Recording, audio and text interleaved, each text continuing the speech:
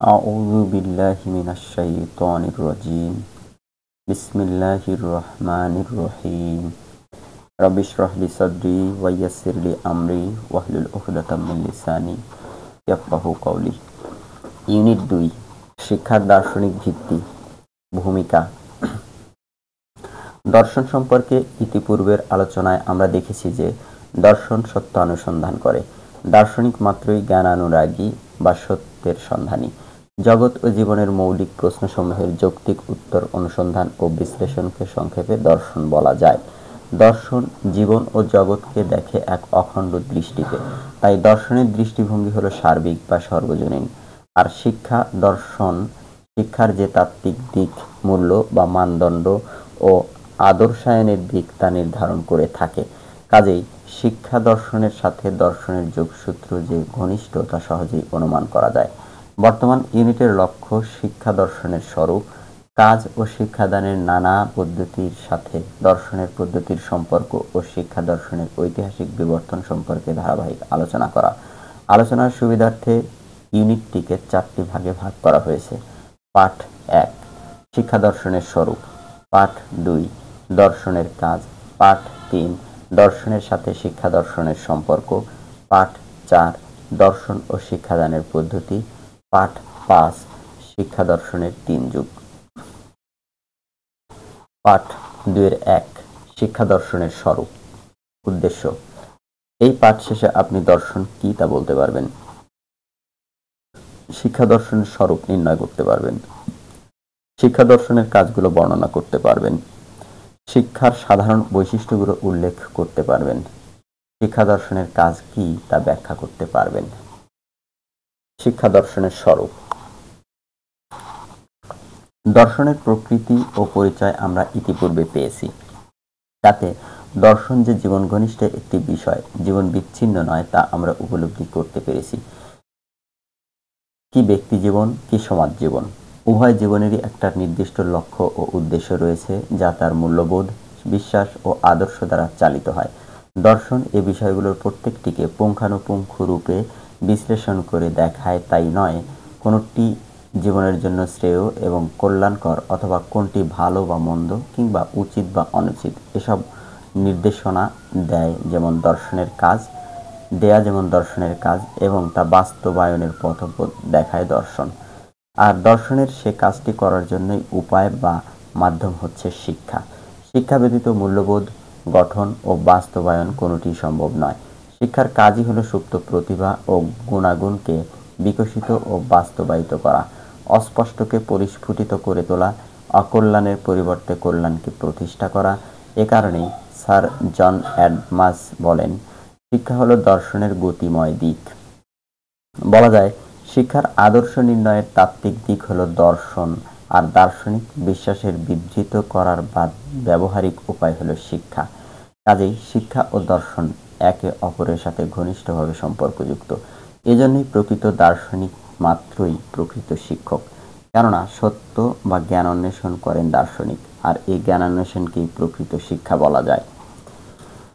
দার্শনিক মাত্রই শিক্ষাবিদ না হয়ে পারেন না, কেননা জীবন জগতের যে মৌলিক প্রশ্নগুলোর যৌক্তিক ব্যাখ্যা দেবার চেষ্টা দার্শনিকরা করেন, তার লক্ষ্য হলো পৃথিবীতে মানুষের জন্য সুষ্ঠু ও সুন্দর জীবনযাপনের পরিবেশ তৈরি করে দেয়া। যেমন, আমি কে, কোথা থেকে এলাম, আমার দায়িত্ব বা করণীয় কি, এসব প্রশ্ন উত্থাপন ও তাদের উত্তর দান করা মানব জীবনের জন্য খুবই জরুরি। কাজেই দর্শন মানুষকে যে আদর্শের দিকে পথ নির্দেশ করে তা বাস্তবায়নের কাজটি করে শিক্ষা। শিক্ষার লক্ষ্য উদ্দেশ্য শুধু সুপ্ত গুণাবলীর পূর্ণ বিকাশ ঘটানো তা নয়, সেই সাথে ব্যক্তিকে প্রভাবিত ও প্ররোচিত করা একটি আদর্শিক সমাজ গঠনের দিকে। অর্থাৎ শিক্ষার কাজ লক্ষ্য অভিমুখী, তাতে সন্দেহ নেই, কিন্তু সেই লক্ষ্যটি কি হওয়া উচিত সেই তাত্ত্বিক দিকটি উন্মোচন করে দেয় দর্শন। তাই দর্শন হচ্ছে শিক্ষার উৎস ও ভিত্তিভূমি। শিক্ষা যা থেকে তার প্রয়োজনীয় উপায় ও উপকরণ সংগ্রহ করে মানুষকে সঠিক দিক নির্দেশনা দেয়, যাতে শিক্ষার্থী জীবনে পরম কল্যাণ অর্জনে সক্ষম হয়। আর পরম কল্যাণের ধারণা সরবরাহ করে দর্শন ও দার্শনিক। দর্শন কেবল তত্ত্ব সরবরাহ করে তা নয়, পদ্ধতিগত দিক থেকে বিচার করলে দর্শন একটি দৃষ্টিভঙ্গি। দর্শন এমন কিছু পদ্ধতির কথা বলে যা কেবল দার্শনিক সমস্যা চিহ্নিতকরণে ও ব্যাখ্যা বিশ্লেষণেই ভূমিকা রাখে তা নয়, এ পদ্ধতিগুলোকে শিক্ষণ কার্যক্রম পরিচালনায় সক্রিয় ভূমিকা রাখতে সক্ষম। কেননা দর্শন এক সামগ্রিক দৃষ্টিকোণ থেকে সর্বজনীন সমস্যাগুলোর সমাধানের প্রয়াস পায়, আর তাই শিক্ষা কার্যক্রম ও শিক্ষা প্রতিষ্ঠানগুলোতে যে সমস্যার সম্মুখীন হোক না কেন, সেক্ষেত্রে দার্শনিক পদ্ধতিগুলোকে কাজে লাগিয়ে অনায়াসেই শিক্ষা সংক্রান্ত সমস্যার সমাধান করতে পারে। কাজেই দেখা যাচ্ছে যে শিক্ষা প্রক্রিয়া বা শিক্ষণ কার্যক্রমকে কেবল তাত্ত্বিকতার দিক দিয়েই দর্শনের শরণাপন্ন হতে হচ্ছে তা নয়, বরং পুরো প্রক্রিয়াটিকে বাস্তবায়নের জন্য যে পদ্ধতিগুলো প্রয়োগ করা প্রয়োজন সেদিক দিয়েও দর্শনের উপরেই নির্ভরশীল। দর্শনকে বাদ দিয়ে শিক্ষার সুষ্ঠু সফল বাস্তবায়ন কখনোই সম্ভব নয়। সুতরাং শিক্ষা দর্শন বলতে যে বিষয়টিকে বোঝায় তা দর্শন ও শিক্ষার একটি সুসামঞ্জস্যপূর্ণ যৌক্তিক সমন্বয়, যাকে বলা যায় শিক্ষা সম্পর্কিত যাবতীয় দার্শনিক তত্ত্ব ও মতবাদ সরবরাহ করা সহ যাবতীয় সমস্যায় দার্শনিক পদ্ধতির প্রয়োগ, শিক্ষার প্রকৃত লক্ষ্য ও উদ্দেশ্য নির্ণয় এবং উপযুক্ত শিক্ষার পরিবেশ তৈরি ও প্রয়োজন অনুযায়ী নবতর শিক্ষার ভিত্তি স্থাপন ও বিনির্মাণ করা। শিক্ষা দর্শনের কাজ। শিক্ষা দর্শনের যে প্রকৃতি ও স্বরূপ আমরা নির্ণয় করেছি তা থেকে শিক্ষা দর্শনের কাজকে পর্যায়ক্রমে নিচে বর্ণনা করা হলো। ১. অনুধ্যায়নমূলক কাজ। ২. সমন্বয়মূলক কাজ। ৩. বিচারমূলক কাজ। ৪. আদর্শায়নমূলক কাজ। ৫. মূল্যায়নমূলক কাজ। ৬. নির্দেশনামূলক কাজ। ৭. সংগঠনমূলক কাজ। ৮. ব্যক্তিক দৃষ্টিতে সর্বজনীন দৃষ্টিতে রূপায়িত করার কাজ। ১. অনুধ্যান বা চিন্তামূলক কাজ। শিক্ষা দর্শনের প্রথম এবং প্রধান কাজটি হল অনুধ্যানমূলক। দর্শন স্বাধীনভাবে চিন্তা করতে শেখায়। মানুষ মাত্রই চিন্তাশীল সত্তা। জ্ঞানের সকল শাখাতেই এই চিন্তার বহিঃপ্রকাশ ঘটেছে। ইতিহাস, বিজ্ঞান, সামাজিক বিজ্ঞান, ভূগোল, পরিবেশবিদ্যা প্রভৃতি বিষয় থেকে চিন্তার মূল উপাদান সংগ্রহ করে থাকে শিক্ষা দর্শন। অতঃপর সেসব তত্ত্ব উপাত্তকে আরও সুবিন্যস্ত চিন্তার মাধ্যমে সংগৃহীত তথ্যের উপর ভিত্তি করে শিক্ষার রূপরেখা দাঁড় করায়। শিক্ষার ইতিহাস থেকেও দেখা যায় শিক্ষার রূপরেখা ও উপায়, উপকরণ বা পদ্ধতি সবসময় একরকম ছিল না। প্রাচীনকালের শিক্ষা মধ্যযুগীয় শিক্ষা থেকে যেমন আলাদা, তেমনি আধুনিককালের শিক্ষাও মধ্যযুগ ও প্রাচীন যুগ থেকে আলাদা। কিন্তু এই বিভিন্নতার মাঝেও একটা ঐক্য ও সেতু তৈরি করে চিন্তন প্রক্রিয়ায় শিক্ষাবিদগণ একটা গ্রহণযোগ্য শিক্ষা ব্যবস্থার রূপরেখা প্রদানের প্রয়াস পান। এটা শিক্ষা দর্শনের চিন্তন ও অনুধ্যানমূলক কাজ, যা সর্বপ্রথম শিক্ষা দার্শনিকগণ করে থাকেন। ২. শিক্ষা দর্শনের চিন্তামূলক কাজগুলোর মধ্যে সমন্বয়মূলক কাজও অন্যতম। সমন্বয়মূলক কাজ। শিক্ষা দর্শনের চিন্তামূলক কাজগুলোর মধ্যে সমন্বয়মূলক কাজও অন্যতম। শিক্ষা দর্শনের এ সমন্বয়ের ফলাফল কখনো একই ধারায়, কখনো বা দুই ধারায়, আবার কখনো বহু ধারায় প্রকাশিত হয়। যেমন ফ্যাসিবাদী শিক্ষা দর্শন এক ধারার দর্শন, কিছু দ্বিধারার শিক্ষা দর্শনে ধর্মীয় ভাব বজায় থাকাতে সেখানে আধ্যাত্মিকতা ও জাগতিকতা দুটোই সমান গুরুত্ব পায়। অন্যদিকে গণতান্ত্রিক শিক্ষা দর্শনে বহু ধারার শিক্ষা দর্শন, কেননা তাতে বিভিন্নমুখী সংস্কৃতির চর্চা ও উন্নয়নকে মূলনীতি হিসেবে গ্রহণ করা হয়। আর সে কারণেই শিক্ষা দর্শনের কাজ হলো এই বিভিন্নতার মাঝেও কিভাবে সমন্বয় সাধন করে একটা সর্বজনীন শিক্ষা ব্যবস্থা প্রবর্তন ও প্রতিষ্ঠা করা যায়।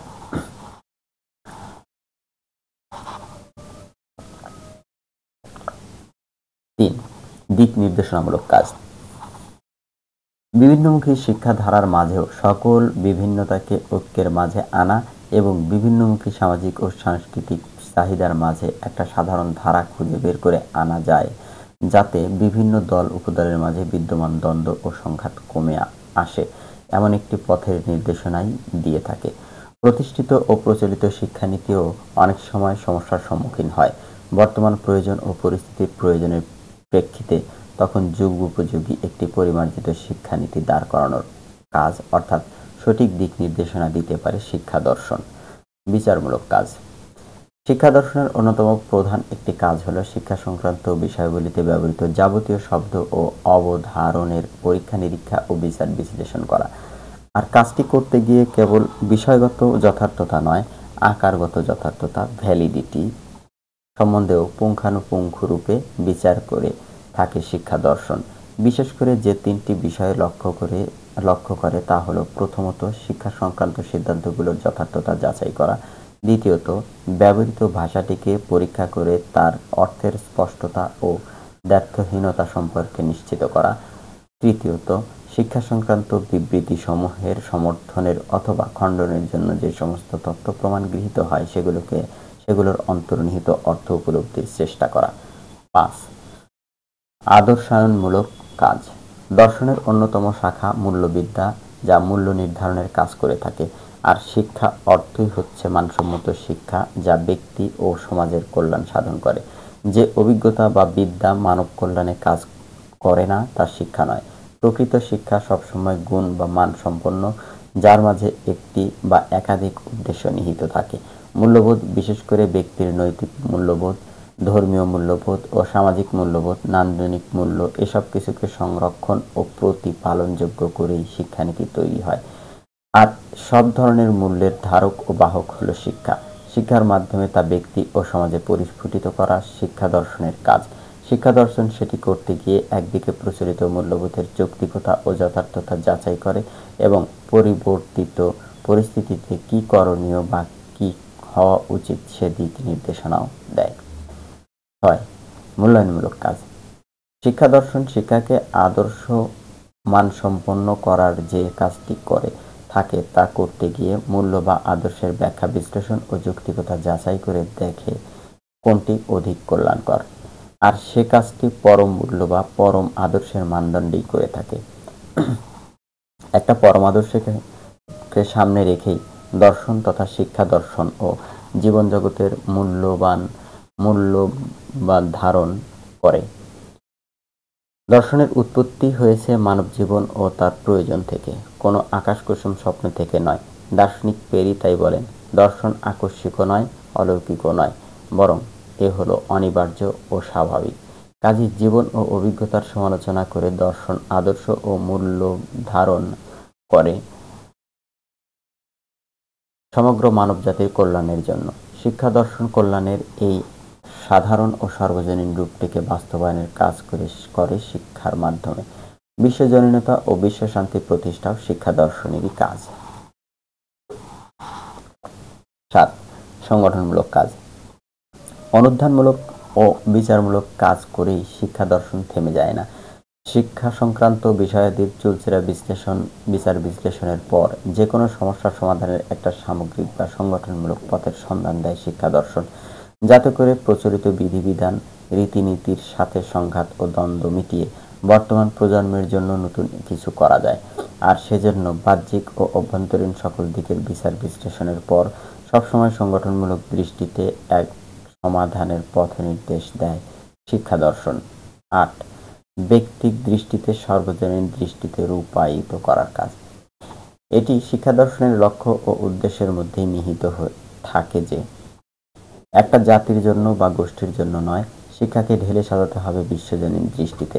বর্তমান বিশ্বে ব্যক্তি কেবল রাষ্ট্র বা সমাজের সদস্য তা নয়, বরং বিশ্ব সমাজের সদস্য হিসেবে তার মন মানসিকতা গড়ে তোলার কাজটি করে শিক্ষা দর্শন। আজ জাতিতে জাতিতে হানাহানি, যুদ্ধ বিগ্রহ ও মরণাস্ত্র তৈরির মতো যে কাজগুলো সংঘটিত হয়ে চলেছে, তাতে মানবতার কল্যাণ কতটুকু বিদ্যমান আছে তা ভাবার বিষয় এবং এ সমস্যা থেকে উত্তরণের উপায় সন্ধান করা জরুরি হয়ে পড়েছে। বিজ্ঞান মানবতার কল্যাণে ব্যবহৃত হবে নাকি মানবতার ধ্বংসের জন্য তা তলিয়ে দেখা দরকার। কিন্তু সব সমস্যার সমাধান তখনই সম্ভব যখন ব্যক্তির দৃষ্টিতে সর্বজনীন দৃষ্টিতে রূপায়িত করা যাবে। জাগিয়ে তুলতে হবে মানুষের অন্তরাত্মার মাঝে সর্বজনীন প্রেম। তা কেবল সুষ্ঠু শিক্ষা, সুষ্ঠু জীবন দান করতে পারে। আর যথার্থ শিক্ষানীতির মাধ্যমে যাতে বিশ্বজনীন সমাজ গঠন ও বিশ্ব শান্তি প্রতিষ্ঠা পায়, তার জন্য যে কাজটি তা শিক্ষা দর্শনই করে থাকে। শিক্ষা দর্শনই পারে ব্যক্তিক দৃষ্টিকে সর্বজনীন দৃষ্টিতে রূপান্তরিত করতে। পাঠোত্তর মূল্যায়ন। বহু নির্বাচনী প্রশ্ন। 1. ইংরেজি ফিলসফি শব্দটির কোন দুটি শব্দ থেকে এসেছে? 1 ক ফিলোস এবং সোফিয়া। দর্শনের সমস্ত আলোচ্য বিষয়কে কয়টি শ্রেণীতে ভাগ করা যায়? 2 খ 10টি। 3. শিক্ষা শব্দটির উৎপত্তি কোন সংস্কৃত থেকে? 3 ক শ্বাস। কোন সংস্কৃত শব্দ থেকে? শ্বাস সংস্কৃত শব্দ থেকে। শিক্ষা দর্শন বলতে কোন বিষয়টিকে বোঝায়? 4 ক দর্শন ও শিক্ষার সুসামঞ্জস্যপূর্ণ যৌক্তিক সমন্বয়কে। সংক্ষিপ্ত উত্তরমূলক প্রশ্ন। 1. দর্শনের প্রকৃতি ব্যাখ্যা করুন। 2. শিক্ষা দর্শন বলতে কি বোঝায়? 3. শিক্ষা দর্শনের প্রধান কাজ কি? রচনামূলক প্রশ্ন। 1. দর্শনের অর্থ ও প্রকৃতি নির্ণয় করুন। 2. শিক্ষা বলতে কি বোঝায়? শিক্ষার প্রকৃত তাৎপর্য ও বৈশিষ্ট্য উল্লেখ করুন। 3. শিক্ষা দর্শনের স্বরূপ ব্যাখ্যা করুন। দর্শনের সাথে শিক্ষা দর্শনের সম্পর্ক নির্ণয় করুন। 4. শিক্ষা দর্শনের কাজগুলো বর্ণনা করুন। পাঠ 2-2। দর্শনের কাজ। উদ্দেশ্য। এই পাঠ শেষে আপনি দর্শনের কাজ কি তা বলতে পারবেন।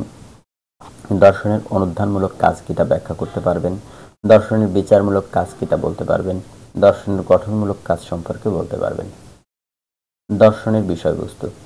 দর্শনের বিষয়বস্তু ও স্বরূপ সম্পর্কে আমরা এ পর্যন্ত যে ধারণা পেলাম তা থেকে সঙ্গত কারণে প্রশ্ন আসে যে দর্শনের কাজ আসলে কি। দর্শনের গুরুত্ব ও তাৎপর্যকে সঠিকভাবে উপলব্ধি করার জন্যেও দর্শনের কাজ কি তা নিয়ে আলোচনা করা প্রয়োজন বলে মনে করছি। দর্শনের কাজকে আমরা আলোচনার সুবিধার্থে 3টি শ্রেণীতে ভাগ করতে পারি, যথা: অনুধানমূলক কাজ, স্পেকুলেটিভ ফাংশন; 2. বিচারমূলক কাজ, ক্রিটিক্যাল ফাংশন; এবং 3. গঠনমূলক কাজ, কনস্ট্রাকটিভ ফাংশন। দর্শনের অনুধানমূলক কাজ। মানুষ বুদ্ধিবৃত্তি সম্পন্ন প্রাণী, তাই সে চিন্তা না করে পারে না। বিশ্বজগতের তথা নবমণ্ডল ও ভূমণ্ডলের যাবতীয় বিষয়ই তাকে ভাবিয়ে তোলে। তার মনে জাগে অসংখ্য প্রশ্ন, যেমন: এ বৈচিত্র্যের জগৎকে সৃষ্টি করলেন, সে কোথায় থাকে? মানুষ কোথা থেকে এসেছে? কোথায় বা তার শেষ? আমাদের চারিপাশে যা কিছু দেখছি সেটা কি সত্যি নাকি মিথ্যা? মৃত্যু কি? মৃত্যুর পরের কোনো জীবন আছে কি? জড় কি? জড়ের সাথে জীবের সম্পর্ক কি? আত্মা কি? দেহের সাথে আত্মা বা মনের সম্পর্ক কি? আত্মা কি অমর? জ্ঞান কি? জ্ঞানের বিষয়বস্তু কি? ঈশ্বর কি? জগতের সাথে তার সম্পর্ক কি? ইত্যাদি। মানুষের কৌতূহলী মন এ জাতীয় নানা প্রশ্নের উত্তর অনুসন্ধান করছে প্রতি মুহূর্তে। দর্শন মূলত এ জাতীয় মৌলিক প্রশ্নসমূহের উত্তর অনুসন্ধান ও ব্যাখ্যা করে। এসব প্রশ্নের যে বুদ্ধিসম্মত ব্যাখ্যা দানের চেষ্টা করেন দার্শনিকগণ, সেটাকে বলা হয় দর্শনের অনুধানমূলক কাজ। দর্শনের বিচারমূলক কাজ। দর্শনের সর্বাপেক্ষা গুরুত্বপূর্ণ কাজ হল জীবন জগতের মৌলিক প্রশ্নসমূহ যা মানুষকে সবসময় ভাবিয়ে তোলে সে সকল প্রশ্নের উত্তর অনুসন্ধান করাই নয়, বরং সেগুলোর বিচার বিশ্লেষণ করা। সৃষ্টির রহস্য ও জটিলতা নিয়ে মানুষকে যে সব প্রশ্ন ভাবিয়ে তোলে সেগুলোর উত্তর সে সহজ বুদ্ধির মাধ্যমে খোঁজে, কিন্তু সহজ বুদ্ধির নির্বিচারী ব্যাখ্যা তার বিচারশীল মনকে কখনোই তুষ্ট করতে পারে না। অন্যদিকে বিজ্ঞানীরা বিনা বিচারেই কতকগুলো ধারণাকে মেনে নেয়, যেমন জড়, কাল, কার্যকারণ সম্বন্ধ ইত্যাদি। তাছাড়া বিজ্ঞানীরা সবসময় বিশ্বকে দেখে খণ্ড খণ্ড আকারে এবং ফলে তা কেবল আংশিক জ্ঞানই দিতে পারে। কিন্তু খণ্ডিত এ জ্ঞান দার্শনিক মনকে সন্তুষ্ট করতে পারে না, কেননা দার্শনিক জগৎ জীবনকে দেখে সামগ্রিক দৃষ্টিতে। তাই জীবন জগৎ সম্পর্কিত প্রশ্নের আংশিক ও খণ্ডিত ব্যাখ্যা নয়, সে চায় সকল প্রশ্নের পূর্ণাঙ্গ ব্যাখ্যা। আর তাই সহজ বুদ্ধির নির্বিচারী ব্যাখ্যা বিশ্বাস বা প্রাণাধিকারের মাধ্যমে নয়, বরং যুক্তির কষ্টি পাথরে দর্শন উত্থাপিত প্রশ্নসমূহের যথার্থ বিচার বিশ্লেষণ করা তার অন্যতম প্রধান কাজ। আর তাই জগৎ জীবনের মৌলিক প্রশ্নসমূহের যৌক্তিক ব্যাখ্যা ও যুক্তিসম্মত আলোচনান্তে তার সার্বিক মূল্যায়ন দর্শনের কাজ। সুতরাং দর্শনের কাজ বিচারমূলক। দর্শনের সংগঠনমূলক কাজ। বিচার বিশ্লেষণ ও অনুধানের পর দর্শন সব শেষে যে কাজটি করে তা হল সংগঠনমূলক কাজ। যে সকল মৌলিক প্রশ্নের উত্তর দার্শনিকগণ অনুসন্ধান করেন সেগুলোর বিচার বিশ্লেষণ করেই দার্শনিকগণ ক্ষান্ত হয় না, বরং বিচার বিশ্লেষণের পর যে পূর্ণাঙ্গ ধারণা পাওয়া যায় তার মূল্যায়ন করে একে একটি সাংগঠনিক রূপ দেওয়াও দর্শনের অন্যতম কাজ। বিজ্ঞানীদের দেয়া খণ্ড খণ্ড ধারণা ও সাধারণ জ্ঞানের ভালো ও আকর্ষণীয় দিকগুলোর মধ্যে একটি সমন্বয় সাধন করে থাকে দর্শন। দর্শন খণ্ডিত বিষয়গুলোর মধ্যে একটি শৃঙ্খল ও মৌলিক ভিত্তি প্রতিষ্ঠা করতে চেষ্টা করে থাকে।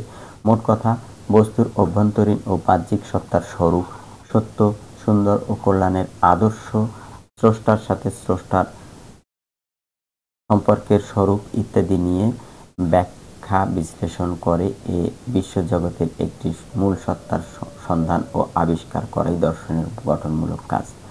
সত্য, সুন্দর, কল্যাণের আদর্শ, স্রষ্টার সাথে সৃষ্টির সম্পর্কের স্বরূপ ইত্যাদি নিয়ে ব্যাখ্যা বিশ্লেষণ করে এ বিশ্বজগতের একটি মূল সত্তার সন্ধান ও আবিষ্কার করাই দর্শনের গঠনমূলক কাজ।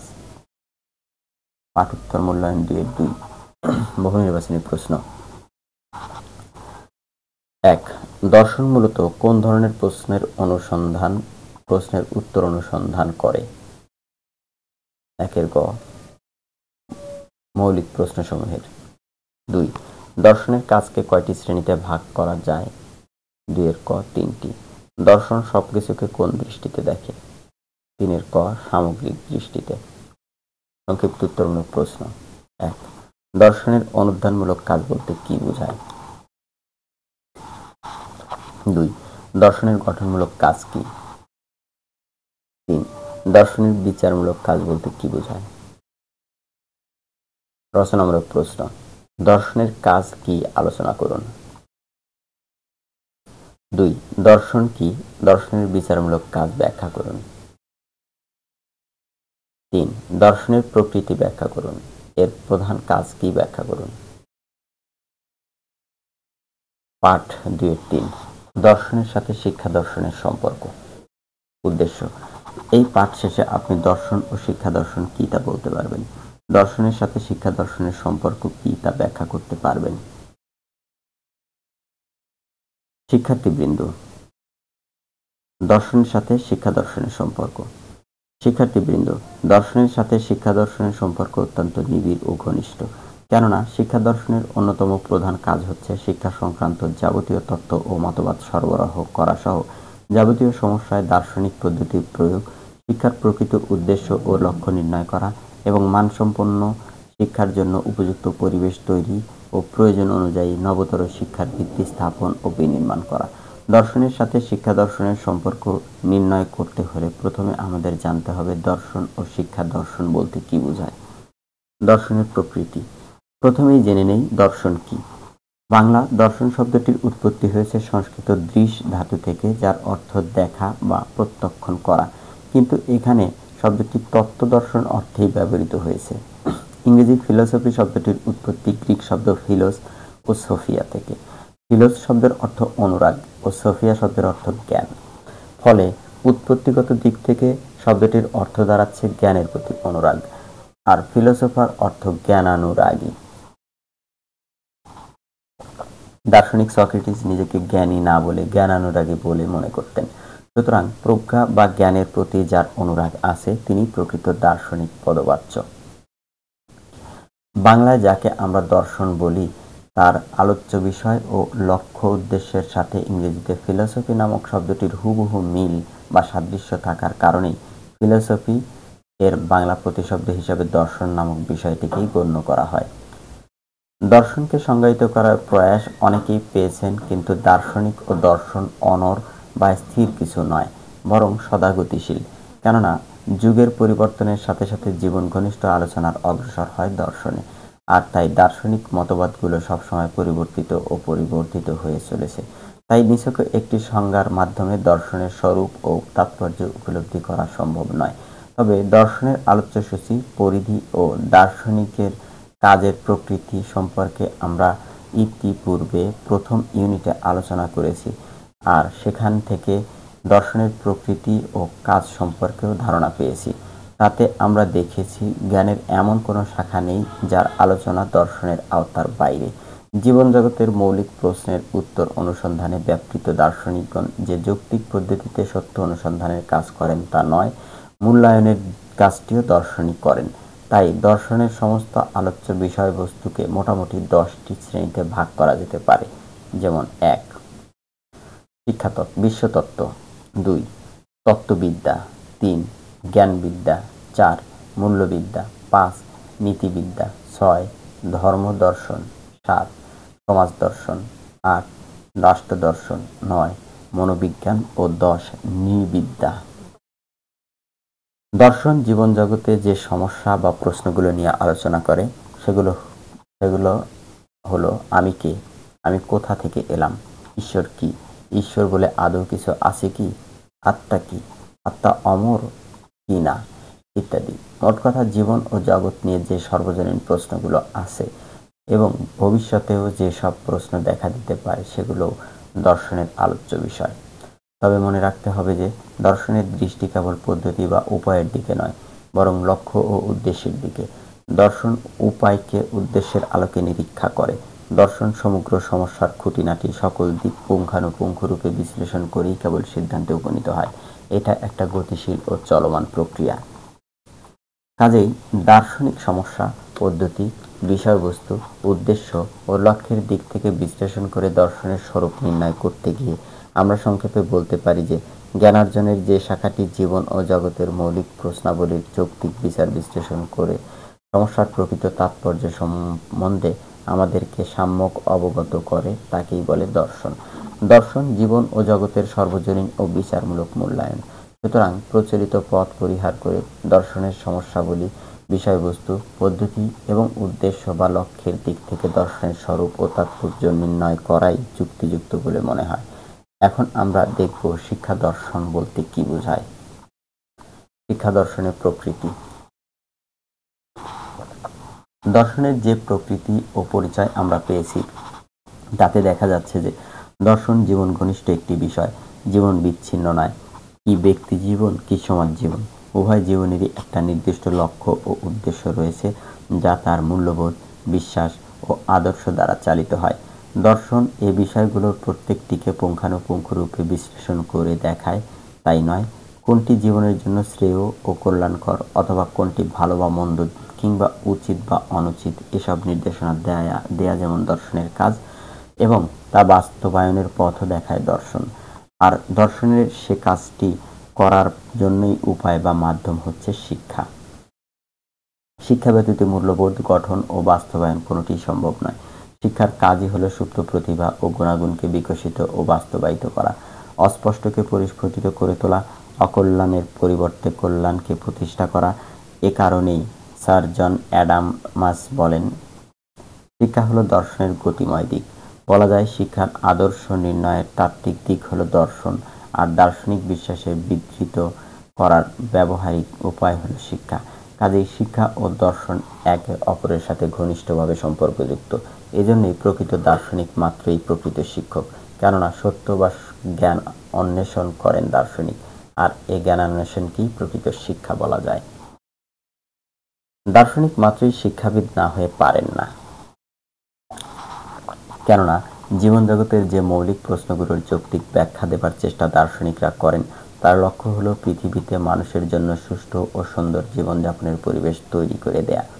যেমন আমি কে, কোথা থেকে এলাম, আমার দায়িত্ব বা করণীয় কি, এসব প্রশ্ন উত্থাপন ও তাদের উত্তর দান করা মানব জীবনের জন্য খুবই জরুরি। কাজেই দর্শন মানুষকে যে আদর্শের দিকে পথ নির্দেশ করে তা বাস্তবায়নের কাজটি করে শিক্ষা। শিক্ষার লক্ষ্য ও উদ্দেশ্য শুধু সুপ্ত গুণাবলীর পূর্ণ বিকাশ ঘটানো তা নয়, সেই সাথে ব্যক্তিকে প্রভাবিত ও প্ররোচিত করা একটি আদর্শিক সমাজ গঠনের দিকে। অর্থাৎ শিক্ষার কাজ লক্ষ্য অভিমুখী, তাতে সন্দেহ নেই, কিন্তু সেই লক্ষ্যটি কি হওয়া উচিত সেই তাত্ত্বিক দিকটি উন্মোচিত করে দেয় দর্শন।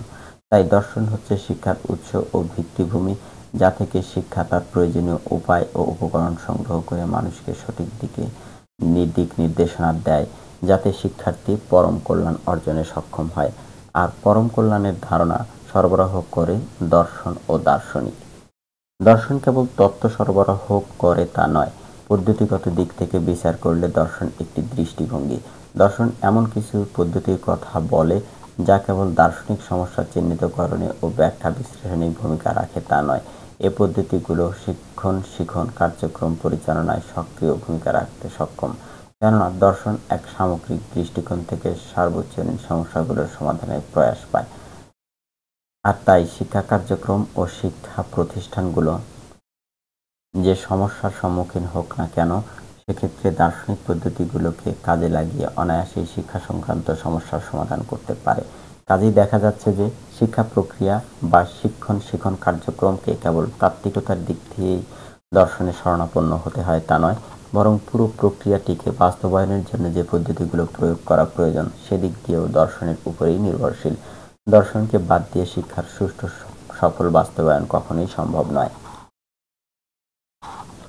কাজেই আলোচনার এ পর্যায়ে আমরা নির্দ্বিধায় বলতে পারি যে শিক্ষা দর্শন বলতে যে বিষয়টিকে বোঝায় তা দর্শন ও শিক্ষার একটি সুসামঞ্জস্যপূর্ণ যৌক্তিক সমন্বয়, যাকে বলা যায় শিক্ষা সংক্রান্ত যাবতীয় দার্শনিক তত্ত্ব ও মতবাদ সরবরাহ করা সহ যাবতীয় সমস্যায় দার্শনিক পদ্ধতির প্রয়োগ, শিক্ষার প্রকৃত লক্ষ্য ও উদ্দেশ্য নির্ণয় এবং উপযুক্ত শিক্ষার পরিবেশ তৈরি ও প্রয়োজন অনুযায়ী নবতর শিক্ষার ভিত্তি স্থাপন ও বিনির্মাণ করা।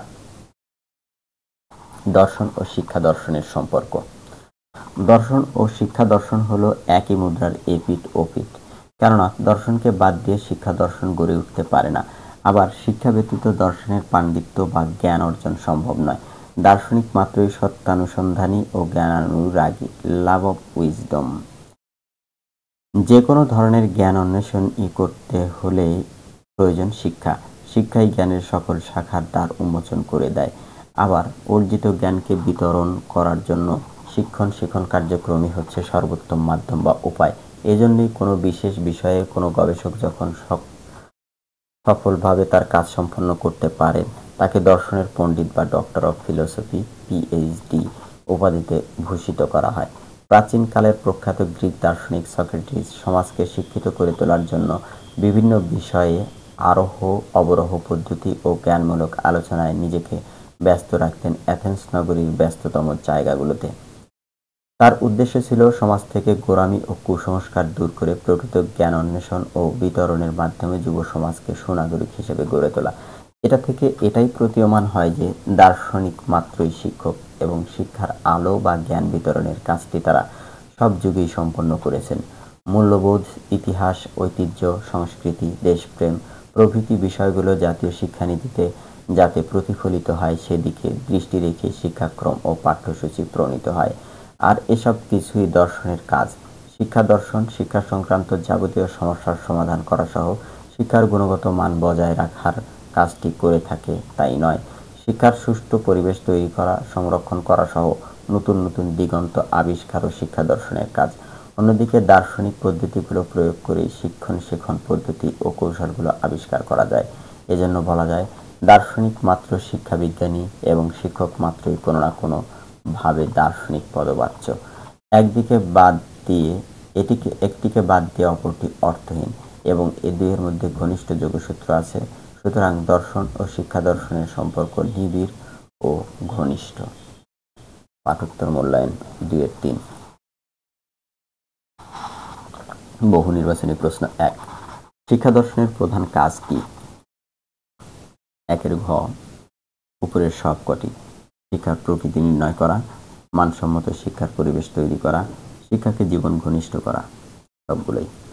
2 নবতর শিক্ষার ভিত্তি স্থাপন করে কোন বিষয়? 2 খ শিক্ষা দর্শন। 3 উপায়কে উদ্দেশ্যের আলোকে নিরীক্ষা করে কে? 3 ক দর্শন। উপায়কে উদ্দেশ্যের আলোকে নিরীক্ষা করে দর্শন। সংক্ষিপ্ত উত্তরমূলক প্রশ্ন। 1 দর্শনের প্রকৃতি ব্যাখ্যা করুন। 2 শিক্ষা ও দর্শনের সম্পর্ক ব্যাখ্যা করুন। 3 দর্শন ও শিক্ষা দর্শন কিভাবে সম্পৃক্ত? 4 শিক্ষা দর্শন বলতে কি বোঝায়? রচনামূলক প্রশ্ন। 1 দর্শনের প্রকৃতি নির্ণয় করুন। শিক্ষা ও দর্শনের মাঝে সম্পর্ক নির্ণয় করুন। 2. শিক্ষা দর্শনের প্রকৃতি ব্যাখ্যা করুন। শিক্ষা দর্শন দর্শনের সাথে কিভাবে সম্পৃক্ত আলোচনা করুন। 3. দর্শন ও শিক্ষা দর্শনের সম্পর্ক ব্যাখ্যা করুন। দর্শন ছাড়া শিক্ষা দর্শন কি সম্ভব? মন্তব্য করুন। পাঠ 2-4 শিক্ষাদান পদ্ধতি ও দর্শনের পদ্ধতি। উদ্দেশ্য: এই পাঠ শেষে আপনি শিক্ষাদান পদ্ধতিগুলোর নাম বলতে পারবেন, শিক্ষাদান পদ্ধতিগুলো ব্যাখ্যা করতে পারবেন, উত্তম শিক্ষাদান পদ্ধতির বৈশিষ্ট্য উল্লেখ করতে পারবেন, শিক্ষাদান পদ্ধতির সাথে দর্শনের পদ্ধতি তুলনা করতে পারবেন। শিক্ষাদান পদ্ধতির তাৎপর্য ও গুরুত্ব। শিক্ষাদান পদ্ধতি একটি যৌথ এবং দ্বিমুখী প্রক্রিয়া। অধ্যাপক রাস্কির মতে, শিক্ষাদান পদ্ধতির কাজ হচ্ছে শিশু ও তার শিক্ষণীয় বিষয়ের মধ্যে কাঙ্ক্ষিত বন্ধন অক্ষুণ্ণ রাখা। শিক্ষাদান পদ্ধতির গুরুত্ব সম্পর্কে বলতে গিয়ে বিশিষ্ট শিক্ষাবিদ মরিস বলেন, শিক্ষাদান পদ্ধতি হচ্ছে জ্ঞানদান ও শিক্ষা গ্রহণে একটি ধারাবাহিক ও সহায়ক প্রক্রিয়া এবং তা শিক্ষককে এমন কিছু কলাকৌশল তৈরি ও ব্যবহারের সুযোগ দিয়ে থাকে যা শিক্ষার্থীদের যথার্থ বিকাশ, উন্নয়ন ও জ্ঞান অর্জনে সহায়তা করে। মোট কথা, পদ্ধতি হচ্ছে শিক্ষার্থীদের শিক্ষা গ্রহণ, শিক্ষকের পরিকল্পনা গ্রহণ, নির্দেশনা দান, সহযোগিতা ও অংশগ্রহণ এবং মূল্যায়নের প্রক্রিয়া। শিক্ষণ কতখানি কার্যকর হবে তা নির্ভর করে শিক্ষকের শিক্ষা পদ্ধতি ও কলাকৌশলের দক্ষতাপূর্ণ প্রয়োগের উপর। শিক্ষকের পাণ্ডিত্য এবং তার তত্ত্বীয় জ্ঞানের ভাণ্ডার উপযুক্ত ও কার্যকর পদ্ধতি প্রয়োগের অভাবে ব্যর্থতায় পর্যবসিত হতে পারে। তাই প্রত্যেক শিক্ষককে উচিত শিক্ষাদানের পদ্ধতি ও বিভিন্ন কৌশল ও তার প্রয়োগ সম্বন্ধে সঠিক ধারণার অধিকারী হওয়া। শিক্ষাদান পদ্ধতি হলো কতগুলো ধাপ বা সোপানের সমষ্টিগত রূপ। কিভাবে এই সোপান বা ধাপগুলোকে একত্র করে একটি সুসমন্বিত ও চিত্তাকর্ষক প্রক্রিয়ায় রূপান্তরিত করা যেতে পারে সে বিষয়ে চিন্তাভাবনা করা শিক্ষকের দায়িত্ব। আর এই দায়িত্ব তিনি তখনই সঠিকভাবে পালন করতে পারবেন যখন পদ্ধতিগুলোর যৌক্তিকতা বা যথার্থতা, গুরুত্ব ও গুণাগুণ সম্বন্ধে সঠিক জ্ঞান থাকবে। শুধু তাই নয়, একটি উৎকৃষ্ট বা উন্নত শিক্ষাদান পদ্ধতির কি কি গুণ বা বৈশিষ্ট্য থাকা দরকার সে বিষয়েও শিক্ষকের সম্যক অবগত থাকতে হবে। আর এসব কিছুই নির্ণয় করেন শিক্ষা দর্শন। শিক্ষাদান পদ্ধতির যৌক্তিকতা ও গুণাগুণ বিচার করে তার ভিত্তি প্রতিষ্ঠা করেন শিক্ষা দর্শন। আর সে কারণেই দর্শনের পদ্ধতিগুলোর সাথে শিক্ষাদান পদ্ধতির যে যোগসূত্র রয়েছে তা জানা দরকার। উত্তম শিক্ষাদান পদ্ধতির বৈশিষ্ট্য। যে কোনো শিক্ষাদান পদ্ধতির দুটি বিশেষ গুণ থাকা দরকার, যেমন মনস্তত্ত্ব সমন্বিত গুণ এবং 2 যৌক্তিক গুণ। মনস্তাত্ত্বিক ভিত্তি হিসেবে পদ্ধতিটির মাঝে যে গুণটি থাকবে তা হলো শিশুর মানসিক ও শারীরিক বিকাশের উপর ভিত্তি করে শিশুর যোগ্যতা ও দক্ষতার পরিপ্রেক্ষিতে শিক্ষাদান পদ্ধতি ও কলাকৌশলের ব্যবহার। আর যৌক্তিক ভিত্তি দ্বারা বোঝায় শিক্ষাদান পদ্ধতিকে ধারাবাহিকতার সাথে সম্পৃক্ত করাকে, যেমন একটি সুবিন্যস্ত সোপানের মাধ্যমে যৌক্তিকভাবে শিক্ষার্থীকে জানা থেকে অজানায় অথবা চারিপাশের পরিচিত বস্তু থেকে ধীরে ধীরে দূরের দিকে নিয়ে যাওয়া। স্বাভাবিকভাবেই যে প্রশ্নটি আসে তা হলো শিক্ষাদানের জন্য কোন উৎকৃষ্ট বা উত্তম পদ্ধতি কি রয়েছে, যদি থাকে তবে তার বৈশিষ্ট্যগুলো কি কি। গবেষণায় দেখা গেছে বিভিন্ন পরিবেশে একই পদ্ধতি ব্যবহার করে বিভিন্ন রকম ফল পাওয়া গেছে, অর্থাৎ এক এক বিষয়ের জন্য এক এক পদ্ধতি কার্যকর ও ফলপ্রসূ হয়। বিষয়বস্তুর বিন্যাস, পদ্ধতি ব্যবহারের প্রস্তুতি ও প্রয়োগ এবং তারতম্যের উপর পদ্ধতির উপযোগিতা নির্ভর করে। তবে যে পদ্ধতি ব্যবহার করা হোক না কেন, নিচের বৈশিষ্ট্যগুলো থাকলে তাকে উৎকৃষ্ট উত্তম পদ্ধতি হিসেবে বিবেচনা করা যেতে পারে। 1. শিক্ষণফল বা পাঠের উদ্দেশ্য অর্জন সহায়ক। 2. শিক্ষার্থীর জ্ঞান, দক্ষতা ও আচরণে পরিবর্তন আনতে সহায়ক। 3. শিক্ষার্থীর বয়স, যোগ্যতা, আগ্রহ ও অভিরুচির সাথে পদ্ধতির সামঞ্জস্য থাকা। 4. শিক্ষার্থীর মাঝে আগ্রহ ও কৌতূহল উদ্রেক করা। 5. শিক্ষার্থীদেরকে জানা থেকে অজানায় এবং নতুন কিছু জানতে আগ্রহী করে তোলা। 6. শিক্ষার্থীকে স্বেচ্ছায় শিক্ষা গ্রহণের প্রতি আগ্রহান্বিত করে তোলা। 7. পাঠদান ধারাবাহিক ও পরস্পর সম্পর্কিত করে তোলা। 8. পাঠদানকে সুপরিকল্পিত ও সুবিন্যস্ত করা। 9. পরিবর্তনশীল ও বাস্তবসম্মত করা। 10.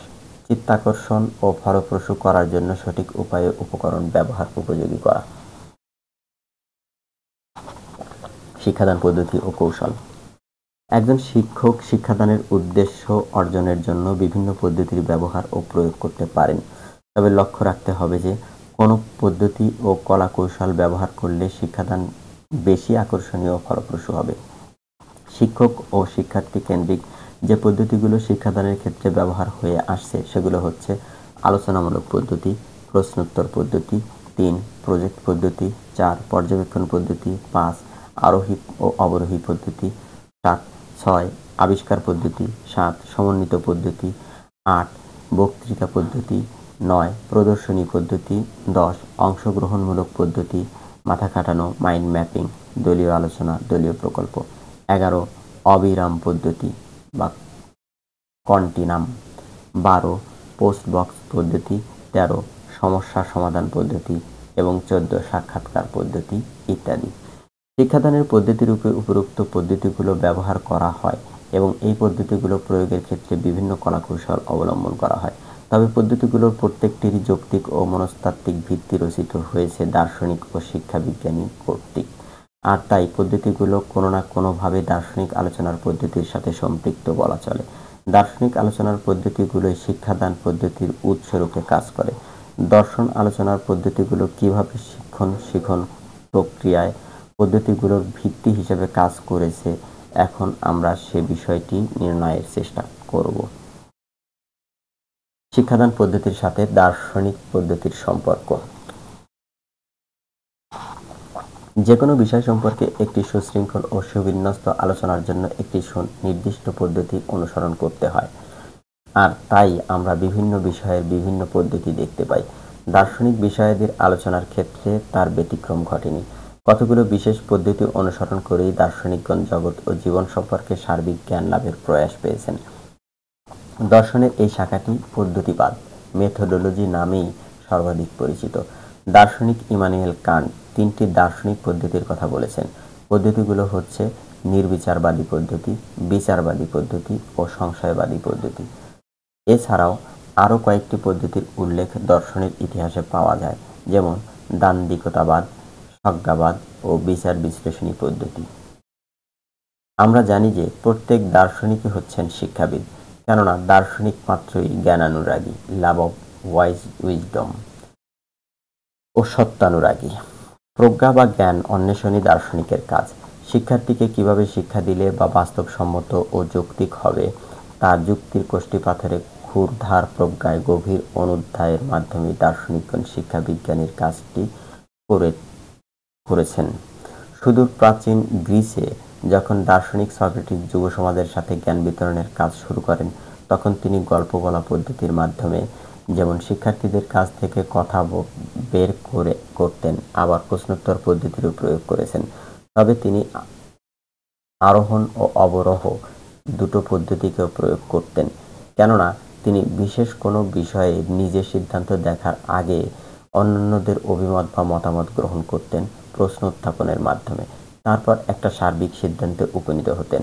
পরবর্তীতে সেই পদ্ধতি আরও অনেকেই অনুসরণ করেন।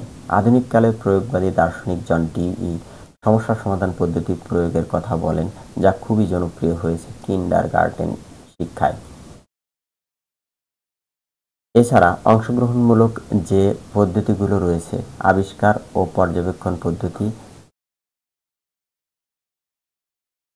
ও সবগুলোই কোনো না কোনোভাবে আরোহ অবরোহ পদ্ধতির সাথে সংশ্লিষ্ট।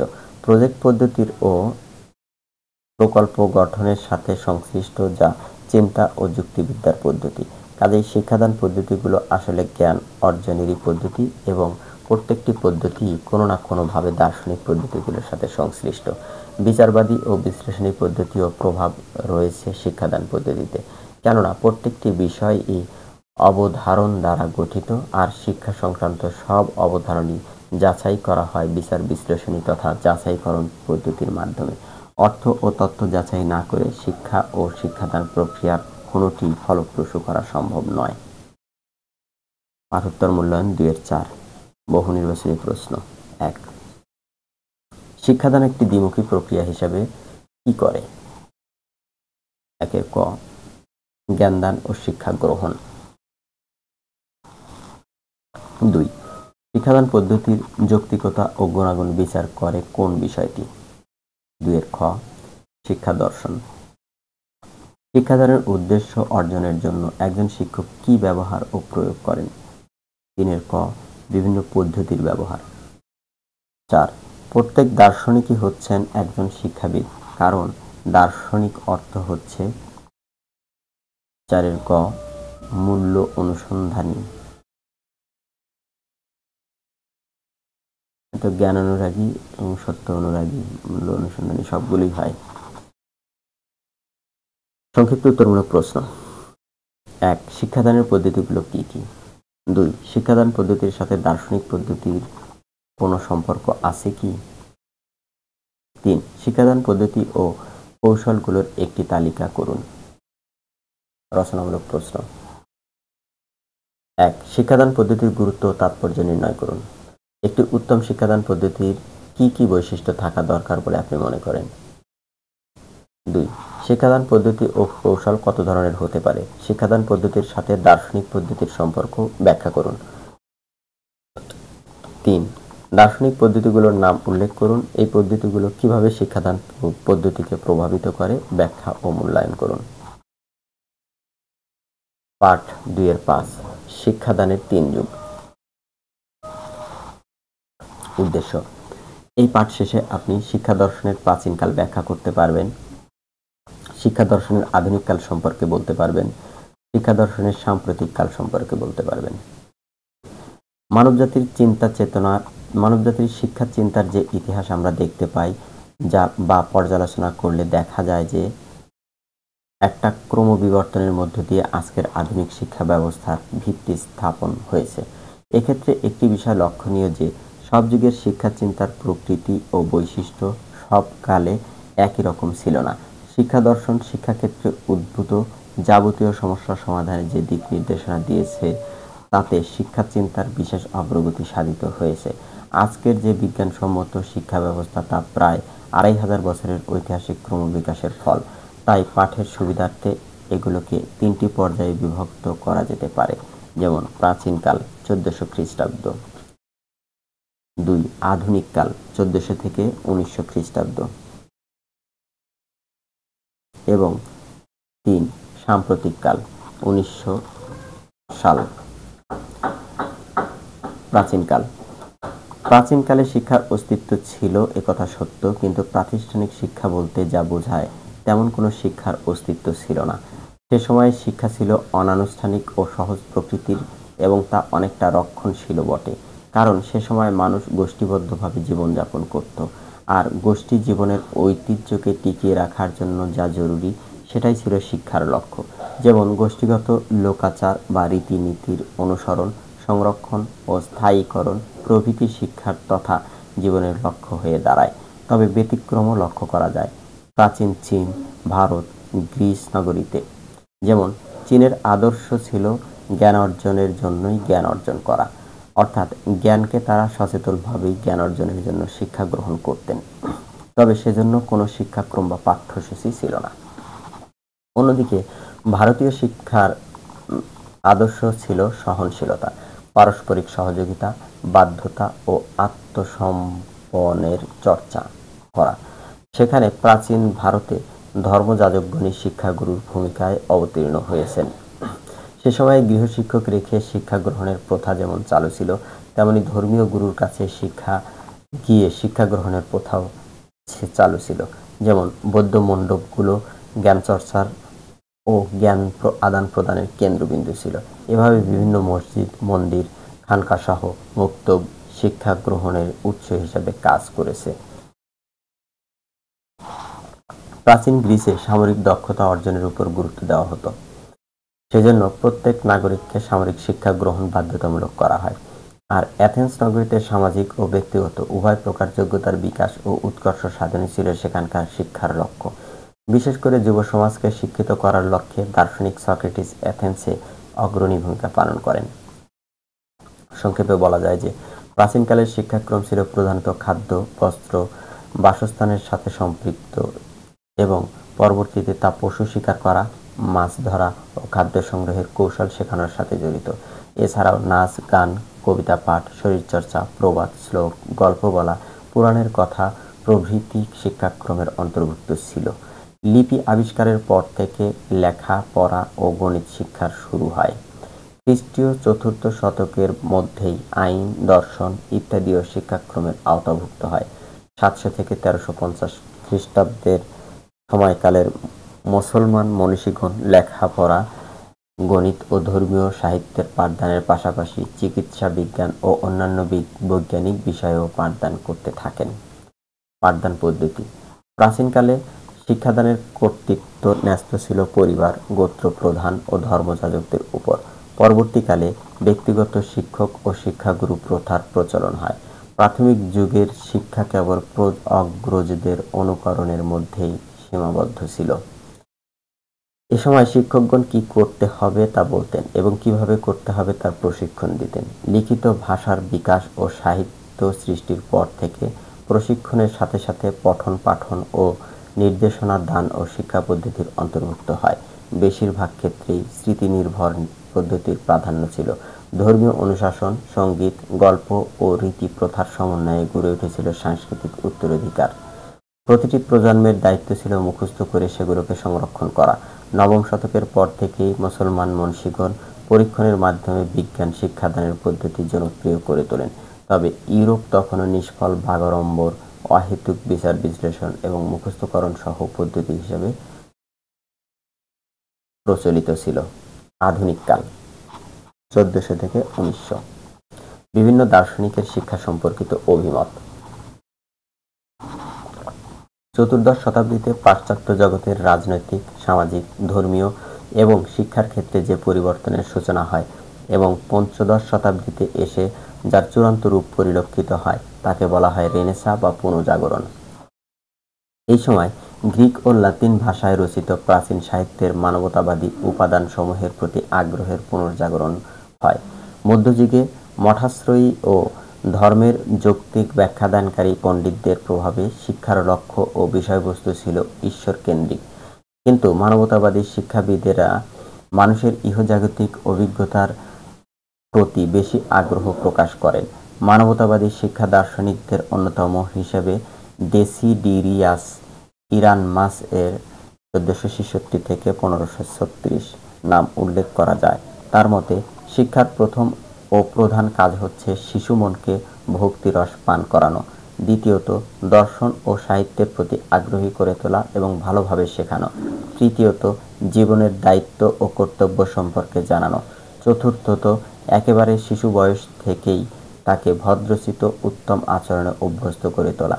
এই শিক্ষার প্রকৃত উদ্দেশ্য ছিল আমাত্ম তৈরি করা।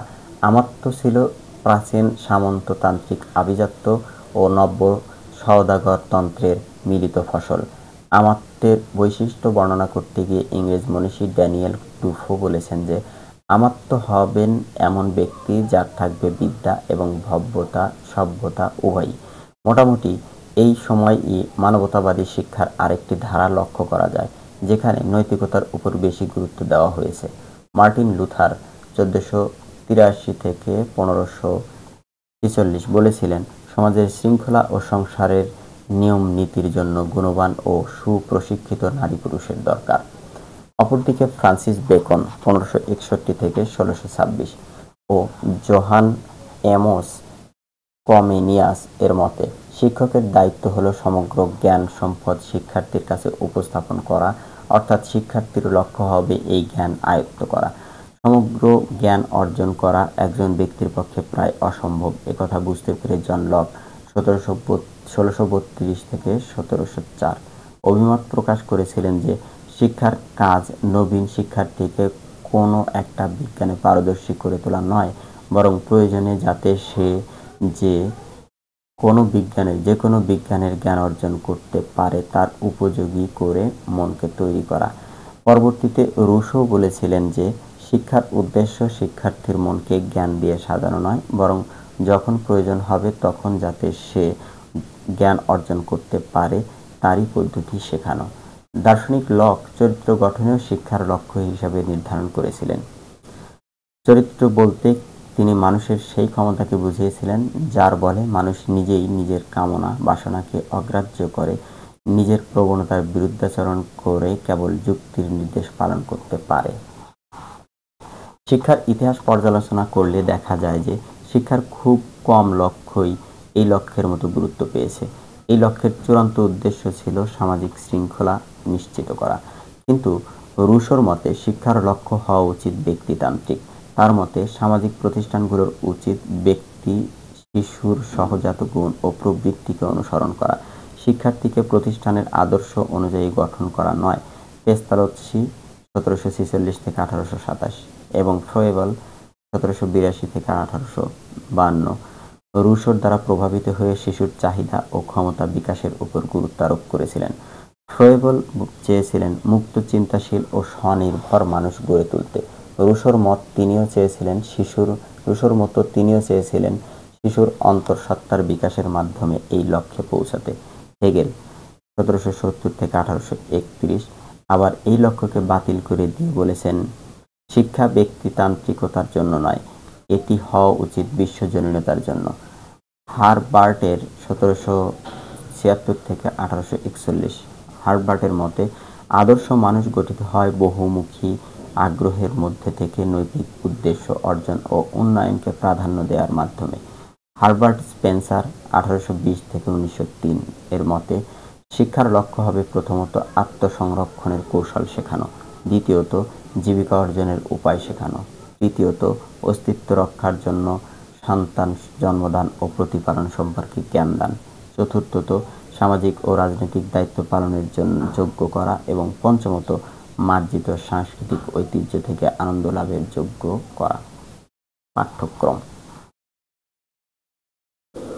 মধ্যযুগে যদিও মুসলিম বিশ্বের পাঠ্যক্রমে ধর্মশাস্ত্র ছাড়াও ভাষা, সাহিত্য, প্রকৃতি, প্রাকৃতিক বিজ্ঞান, চিকিৎসা বিজ্ঞান, জ্যোতির্বিদ্যা ইত্যাদি অন্তর্ভুক্ত ছিল, আর পাশ্চাত্যের পাঠ্যক্রমে কেবল ধর্মীয় তত্ত্ব এবং নৈতিক শিক্ষারই প্রাধান্য দেখা যায়। রেনেসাঁর সময় থেকে ঈশ্বর কেন্দ্রিকতার পরিবর্তে পাঠ্যক্রম মানব অভিজ্ঞতা কেন্দ্রিক হয়ে উঠতে থাকে। বৌদ্ধিক, শারীরিক, নান্দনিক ও নৈতিক উপাদানে সমৃদ্ধ ভারসাম্যপূর্ণ পাঠ্যক্রমের প্রয়োজনীয়তা অনুভূত হতে থাকে। রেনেসাঁকালে মনীষীগণ এমন আদর্শ শিক্ষার উপাদান খুঁজে পান প্রাচীন গ্রিক ও লাতিন সাহিত্যে। প্রাচীন গ্রিক ও রোমান সংস্কৃতিতে তারা তাদের কালের জীবনাচরণের চেয়ে এমন কিছু উন্নত ও প্রাগ অগ্রসর জীবন আদর্শ আবিষ্কার করেছিলেন যে সেগুলো হয়ে উঠেছিল সেকালের রীতিসিদ্ধ আদর্শ। যেহেতু ওইসব উপাদান বিধৃত ছিল গ্রিক ও লাতিন ভাষায় রচিত পুস্তকসমূহে, তাই ওই ভাষা দুটি আয়ত্ত করা এবং সাহিত্যের পর্যালোচনা করা ছিল পাঠ্যক্রমের গুরুত্বপূর্ণ অঙ্গ। এই সাথে বাণিজ্য, গণিত, খেলাধুলা ইত্যাদি বিষয় ও পাঠ্যক্রমের অন্তর্ভুক্ত করা হয়।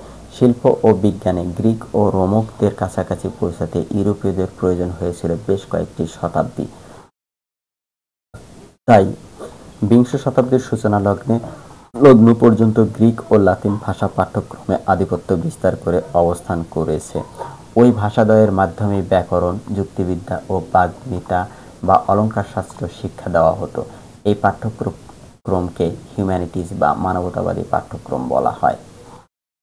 অচিরেই এই পাঠ্যক্রম জীবন বিচ্ছিন্ন, আকার সর্বস্ব ও রুক্ষ হয়ে উঠতে থাকে। কেবল সেসব বিষয়েরই চর্চা হতে থাকে যেগুলো ধৈর্য, অধ্যবসায়, স্মৃতি ও যুক্তিকে শানিত করতে পারে। এই ধরনের পাঠ্যক্রম অনুসরণকারী বিদ্যালয়গুলোর সঙ্গে সাধারণ মানুষের বিশেষ কোনো যোগাযোগ ছিল না। 16 শতকের দ্বিতীয় দশকেই জার্মানিতে মাতৃভাষা বিদ্যালয় স্থাপিত হয়। এখানে সাধারণের জন্য মাতৃভাষা পড়া, লেখা এবং মাতৃভাষার মাধ্যমে ধর্মশিক্ষার ব্যবস্থা করা, পাশাপাশি ধর্মযাজক, উচ্চবিত্তের সন্তান ও উচ্চশিক্ষার জন্য ক্লাসিক্যাল বিদ্যালয়গুলোও চালু থাকে। অন্যত্র একই ধারা অনুসৃত হতে থাকে। এর ফলেই পরবর্তীতে পাশ্চাত্য দেশগুলোতে সর্বজনীন প্রাথমিক শিক্ষার প্রচলন ঘটে।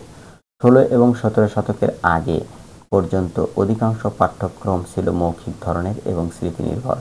17 শতকে এসে পাঠ্যক্রমকে বাস্তবমুখী করার প্রয়োজনীয়তা অনুভূত হওয়ায় ইন্দ্রিয় নির্ভরতা গুরুত্ব পেতে থাকে। ফলে পাঠ্যক্রমে ক্রমশ বিভিন্ন নামে বিজ্ঞানের অন্তর্ভুক্তি ঘটতে থাকে। জ্যোতির্বিদ্যা, বলবিদ্যা বা যন্ত্র নির্মাণবিদ্যা, ভূগোল, প্রাকৃতিক ইতিহাস, অঙ্কনবিদ্যা পাঠ্যক্রমের অঙ্গ হয়ে ওঠে। পাঠ সহায়ক উপকরণ হিসেবে গ্লোব, মাইক্রোস্কোপ, কম্পাস ইত্যাদির আবির্ভাব ঘটে। গণিত যদিও সবসময় পাঠ্যক্রমের অংশ ছিল, তবু 19 শতকের মধ্যেই বৈজ্ঞানিক হিসাব নিকাশের প্রয়োজনে তা পাঠ্যক্রমে অত্যন্ত গুরুত্বপূর্ণ স্থান লাভ করে। পদার্থবিদ্যা ও রসায়নও পৃথক বিষয় হিসেবে পাঠ্যক্রমের অন্তর্ভুক্ত হয়, অর্থাৎ পাঠ্যক্রম হয়ে ওঠে বিজ্ঞান নির্ভর। পাঠদান পদ্ধতি 16 শতকের প্রথম দিক থেকেই পাঠদান পদ্ধতিতে কিছুটা পরিবর্তন সূচিত হয়। ইরাসমাস বিষয়বস্তু মুখস্থ করানোর চেয়ে তার উপলব্ধি ঘটানোর উপর জোর দিয়েছিলেন। এরপর থেকে বৈজ্ঞানিক পদ্ধতি অর্থাৎ আরোহী পদ্ধতিতে জ্ঞান লাভ করার শিক্ষা দেওয়া হতে থাকে। কমিনিয়াসের 1592 থেকে 1670 এর মতে শিক্ষার্থী তার ইন্দ্রিয় সমূহ ব্যবহার করে সংবেদন লাভের মাধ্যমে শিখবে।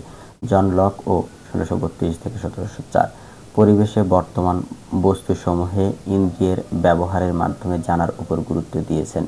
রুশো এবং পেস্তালোৎসি ও জ্ঞান অর্জনের পদ্ধতি হিসাবে ইন্দ্রিয় ব্যবহারের পক্ষে মত প্রকাশ করেছেন। ফ্রেবেল শিশুদের শিক্ষাদানের পদ্ধতি হিসাবে গান গাওয়া, গল্প বলা ও খেলাকে বেছে নিয়েছেন। হার্বার্ট 1776 থেকে 1841 শ্রেণী শিক্ষণকে নিয়মতান্ত্রিক করার জন্য একটি সোপান ভিত্তিক পাঠদান পদ্ধতি উদ্ভাবন করেন। পরবর্তীকালে এটি পঞ্চসোপান পদ্ধতি নামে খ্যাত হয়। স্পেন্সারের 1820 থেকে 1903 মতে শিক্ষাদান পদ্ধতি ইন্দ্রিয় প্রত্যক্ষ নির্ভর অভিজ্ঞতা ভিত্তিক হবে। সাম্প্রতিককাল 1900 থেকে বর্তমান সময়কাল শিক্ষার লক্ষ্যের পরিবর্তন। বর্তমান শতাব্দীতে আমাদের এই পৃথিবী বস্তুগত অর্জনের মাধ্যমে যত দ্রুত পরিবর্তিত হয়েছে তেমন আর হয়নি আগে, কিন্তু শিক্ষাগত সমস্যাবলী তেমনই রয়ে গেছে যেমন অনুভব করেছিলেন পূর্ববর্তী প্রজন্মের মনীষীগণ। বরং বর্তমান কালের জটিল জীবনের সঙ্গে তাল মিলিয়ে আরও জটিলতর হয়েছে বলা যায়। এই শতাব্দীতে যেমন দেখা গেছে ব্যক্তিতান্ত্রিকতার প্রাধান্য, তেমনি সমাজকেন্দ্রিকতার ও ব্যক্তি এবং সামাজিক দলের মিথস্ক্রিয়াই বর্তমান কালের শিক্ষাতত্ত্বের কেন্দ্রীয় আলোচ্য বিষয়। এক্ষেত্রে যার প্রভাব সবচেয়ে বেশি পরিলক্ষিত হয় তিনি হলেন জন ডিউই, 1859 থেকে 1952। ডিউই ছিলেন প্রয়োগবাদী দার্শনিক। তার মতে শিক্ষার লক্ষ্য নির্ভর করে শিক্ষার্থীর তাৎক্ষণিক পরিবেশ ও পরিস্থিতির উপর। ফলে জীবনের পরিস্থিতি যেমন বহু এবং বিভিন্ন, শিক্ষার লক্ষ্য তেমনি বহু এবং বিভিন্ন। ডিউইর এর মতে শিক্ষা একটি প্রক্রিয়া এবং এই প্রক্রিয়া শিক্ষার্থীর বুদ্ধির সাথে সংশ্লিষ্ট। বিদ্যালয়ে শিক্ষার উদ্দেশ্য হচ্ছে বুদ্ধি নিশ্চিতকারী শক্তিগুলো সংগঠিত করে শিক্ষাকে নিরবচ্ছিন্ন রাখা, জীবন থেকে শেখার প্রবণতা এবং জীবনের পারিপার্শ্বিক অবস্থাকে এমনভাবে তৈরি করা যাতে সবাই জীবনযাপন প্রক্রিয়ার মধ্যেই শেখে। এগুলোই হচ্ছে বিদ্যালয়ের শিক্ষার বিশুদ্ধ সৃষ্টি। অল্প কথায় বলতে গিয়ে তিনি বলেছেন, শিক্ষা প্রক্রিয়ার কোনো অন্য গন্তব্য বা উদ্দেশ্য নেই, এটি নিজেই নিজের গন্তব্য।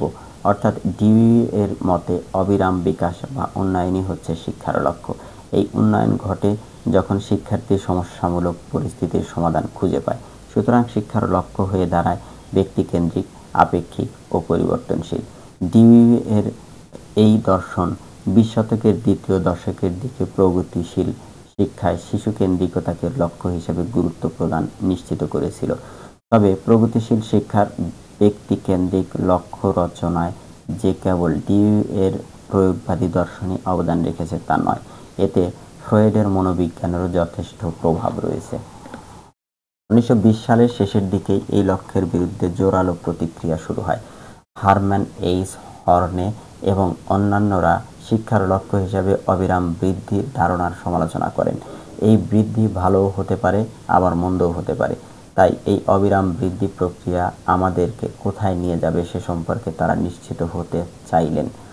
ইতোমধ্যে অ্যারিস্টটেলীয় এবং থামাসীয় শিক্ষা দর্শনের পুনরুত্থান ঘটে এবং যে দিক নির্দেশনার অভাব ছিল প্রগতিশীল দর্শনে তা তারা সরবরাহ করে। অ্যারিস্টটলের দৃষ্টিভঙ্গি তুলে ধরে মার্টিমার জে অ্যাডলার 1902 দৃঢ়ভাবে ঘোষণা করেন যে শিক্ষার অন্যতম লক্ষ্য হচ্ছে নৈতিক ও বৌদ্ধিক সদ্গুণের মাধ্যমে সুখ সন্ধান করা।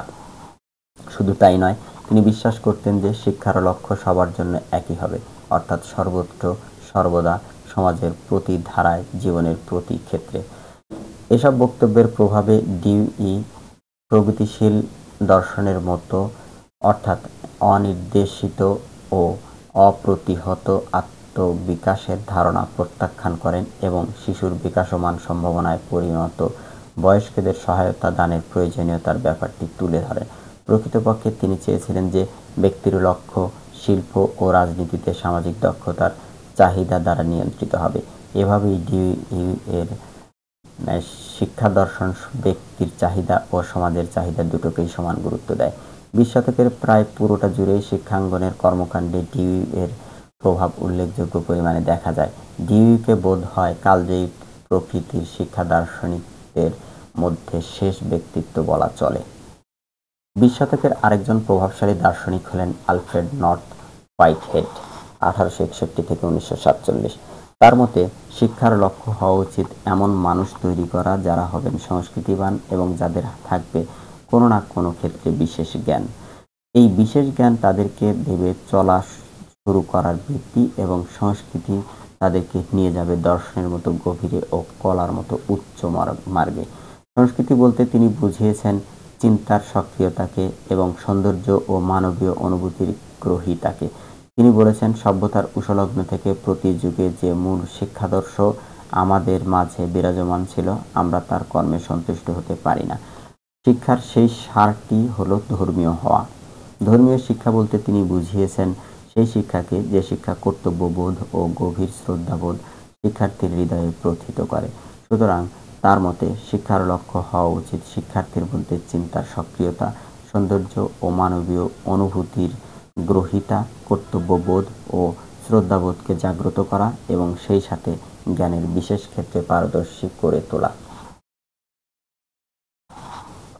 সাম্প্রতিককালের স্বনামধন্য দার্শনিক হলেন বার্ট্রান্ড রাসেল, 1872 থেকে 1970। তার মতে ছাত্রদের কল্যাণই শিক্ষার চরম লক্ষ্য হওয়া উচিত। ছাত্রকে অন্য কোনো উদ্দেশ্য সাধনের উপায় রূপে ব্যবহার শিক্ষার লক্ষ্য হওয়া উচিত নয়। তিনি বলেছেন, স্ত্রী পুরুষ নির্বিশেষে সকলের মধ্যে কতগুলো গুণের সমাবেশ ঘটলে তারা আদর্শ চরিত্রের অধিকারী হয়ে উঠতে পারে। মোটামুটিভাবে সেগুলো হলো উদ্যম, সাহস, অনুভূতিশীলতা এবং বুদ্ধি। ভারতীয় শিক্ষা দার্শনিকদের মধ্যে রবীন্দ্রনাথ ঠাকুর, 1861 থেকে 1941, বিশিষ্টতার দাবিদার। তার মতে সর্বাঙ্গীন মনুষ্যত্বের ভিত্তি স্থাপন হচ্ছে শিক্ষার লক্ষ্য। তিনি বলেছেন, আমরা মানুষ বলতে যা বুঝি আমাদের শিক্ষাও অনুরূপ আদর্শ সম্পন্ন হবে, কারণ মানুষ করে তোলাই শিক্ষা। তার মতে এই মনুষ্যত্বের শিক্ষার দুটি অংশ আছে: 1. কৃতিত্ব শিক্ষা, 2. সংস্কৃতি শিক্ষা। কৃতিত্ব শিক্ষা কর্মের শিক্ষা। এই শিক্ষা শিক্ষার্থীর চরিত্রকে বলিষ্ঠ ও কর্মঠ করে, সব অবস্থার সাথে তাকে নিপুণভাবে প্রস্তুত করে, নিরলস আত্মশক্তির উপর নির্ভর করে কর্মানুষ্ঠানের দায়িত্ব সাধনের যোগ্য করে। আর সংস্কৃতি শিক্ষা হলো সমগ্র মানুষের চিত্তনিবৃত্তিকে গভীরতর স্তর থেকে সম্মান করতে পারার শিক্ষা। এই শিক্ষা মানুষকে জড়ভাবে প্রথা পালনের চেয়ে অকৃত্রিম সৌজন্যকে বড় মূল্য দেওয়ার যোগ্য করে। পাঠ্যক্রম। 20 শতাব্দীর পাঠ্যক্রম রচনায় প্রয়োগবাদী প্রভাব প্রণিধানযোগ্য। এই প্রভাব বিশেষভাবে ডিউইর কর্মতৎপরতার ফসল। প্রয়োগবাদ উপযোগিতা ভিত্তিক মতবাদ।